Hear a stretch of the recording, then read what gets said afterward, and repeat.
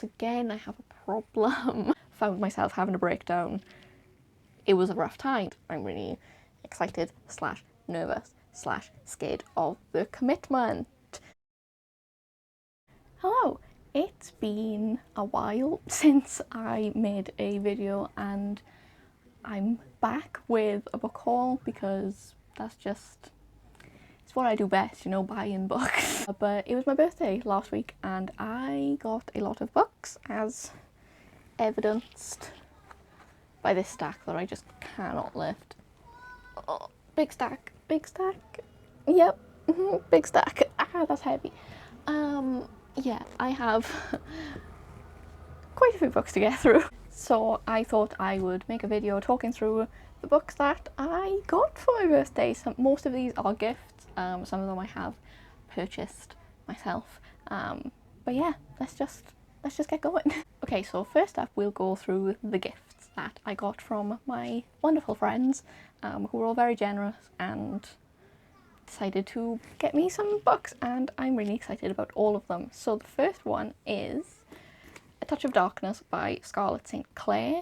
This was from Tati, for starters, because she's the best and she just knows what I want. This is a Hades and Persephone romance retelling, which I see all over TikTok, and I don't entirely trust TikTok with book recommendations, to say the least. They're a little bit questionable at times, but I do see this one pop up a lot. Although I will say I've heard very mixed things. So like I said, I see it hyped up over TikTok a lot, but a few of my friends have read it and really didn't like it. So this will be interesting. It sounds like everything I'd want in a book, but I don't know exactly what it is that has made some of my friends not like it, but I'm a little bit apprehensive, but also excited because I'm still holding out hope on this, and maybe TikTok will be right for once, you know. Next is Every Heart a Doorway by Seanan Maguire, which was from Sammy. Thank you, Sammy. I've actually read this back in December. I think I read the first 2 Wayward Children books, and the only one I have as a physical copy is the second one. I have all of them except the newest one as ebooks, but I only had the second one as a physical copy, so I'm really excited and happy to have the first one, because these are quite expensive for, like, they're really thin, like they're really small books, but you can only buy them as hardcovers, and they're like £12 each, and like I can't bring myself to do it, so I'm building up the collection slowly. But I don't know, I'm just, you know what I mean, like they only take me a few hours to read, if that, and I'm spending quite a lot of money, which is more expensive than I would pay for like a chunky paperback. But I'm excited to, you know, continue my collection with this. And also this is a great series and I highly recommend checking it out if you haven't already. Next, I got a couple of books actually from Mika, who was very generous. So these arrived a couple of days after my birthday, and we were kind of joking around about how I would know that it's from Mika when it arrives. And I was like, I have an idea of what this is going to be, and I was correct. And she got me the first 2 books in the Raven Cycle series. So we have The Raven Boys and The Dream Thieves. So Mika really likes these books. I've never actually read them. I know a lot of people really like them, but also I've seen a few hit and miss things again about this. But I know her newest trilogy, the second book, came out a couple of weeks ago, and the first 2 books in that trilogy were on sale at the time, and I bought those, but obviously I haven't read the first series yet, so she's really trying to indoctrinate me into the Raven Cycle series, so I'm actually quite excited about this. I know absolutely nothing about it, to be perfectly honest with you. I really don't know anything about it, but you know, I'll give it a go because I would like to read what my friends enjoy. And yeah, so now I have the first 2, so now I own 4 of 6 books, so I kind of don't have a choice at this point, so I'm really excited to get into that at some point. I don't really read much in the way of YA anymore, but I don't nor enjoy YA, I've just found it a lot more difficult to find ones that I really enjoy, but I'm excited to give this a go anyway. So next up was a gift from my friend Caitlin, who is on Twitter. I think she's at Books Plus Wine, and she is a lovely human being, and we have very, very similar tastes in books, which is something we've discovered of late. And she gifted me A Diary of Blood by S.T. Gibson, which actually ended up coming as 2 copies on accident, so I have twice the vampires now. But yeah, actually, depending on when this video goes up, I'm giving a copy away, and I think if this video goes up on Wednesday, the giveaway ends today, so if you want to enter, go on my Twitter. But yeah, I'm very excited about this. I have been saying for so long how much I want vampire books. I haven't read a vampire book in ages, but I feel like there's just not that many good ones out there. I don't know. It's probably just me. I'm just very picky, and I'm searching for the perfect vampire book, and I feel like I've seen a lot of positive reviews for this, and I'm down for it. Just, you know, give me the sexy vampires. I'm pretty sure this has a poly relationship and is a Dracula's Brides retelling, and from what I've heard, the prose is it's just really nice and really beautiful, so I have very high hopes with them. I'm actually going to read this probably this week, and I just know it'll be a 5-star, like, you know, I just know I have very, very high hopes for this. Then I got a gift from my little sister, and she bought this for me back in, I think, January, and she was very excited about it. Yeah, it's Throne of Glass by Sarah J. Maas, and it's the collector's edition, which is very, very pretty, very nice. I was planning on reading the whole Throne of Glass series. I've read the first book back in October-ish last year, but I never continued. But I wanted to do like a full read through of the whole thing in pretty much one go. But then some things happened last month, and I'm like, you know, yeah, I don't know. But this is a very pretty book, and I'm very grateful for the gift. I almost forgot about a gift then, and that is The Sword of Kaigen by M.L. Wang, which was from my friend Katie, who kindly sent me this with the gift note saying that she hopes it destroys me in the best way possible. And as you can see by the bookmark, I've been reading this, and I'm pretty much like 60% of the way in now, and can confirm it is destroying me. I don't know. I've seen people talk about this a lot, but silly old me saw everyone crying over it and thought, couldn't be me, which was very silly because I cry over like everything, so I don't know why I thought I wouldn't cry over this, but I don't think I expected it to kick in so soon, but it did, and I decided to continue reading it last night at like 11 p.m, found myself having a breakdown. It was a rough time, but this book is really good so far. So this is a Japanese inspired fantasy. I believe it's Japanese, and yeah, it's just really good. It took a little bit for me to get into, like a few chapters. The chapter's quite long. It was very information heavy at the start, but the action kicks in quite quickly, and when it starts, from what I've experienced, it just doesn't stop, and it's a lot to take in, frankly. Yeah, if you're gonna read this, prepare for the feelings. And everyone's told me it just gets worse also, which I'm doing great. But yeah, in this we follow, obviously I've only read half, so I can only say so much, but we follow 2 main characters. We follow Misaki and her son Mamoru, and they live in Kaigen, and what Mamoru discovers towards the beginning of the book is that the history that he's grown up with about his empire is essentially all a lie, and they've just been fed propaganda, and they're kind of cut off from the rest of the world and have been told very different things to what actually happened in their history, which kind of sucks for him, because he's only like 14, and it really messes with his head a little bit, and Misaki, his mother, has kind of a past that she's kept hidden, which we get in little glimpses of. And yeah, I don't know, I love the characters in this. Also, the magic is really cool. I've been told, so I'm buddy reading this with a friend called Leah, and she mentioned that the magic to her seemed kind of similar to Avatar, which makes sense because then I looked at the back and there's actually a blurb that says the Poppy War's darkness meets the Last Airbender's elemental magic. I haven't actually seen The Last Airbender, but, you know, multiple people have said no.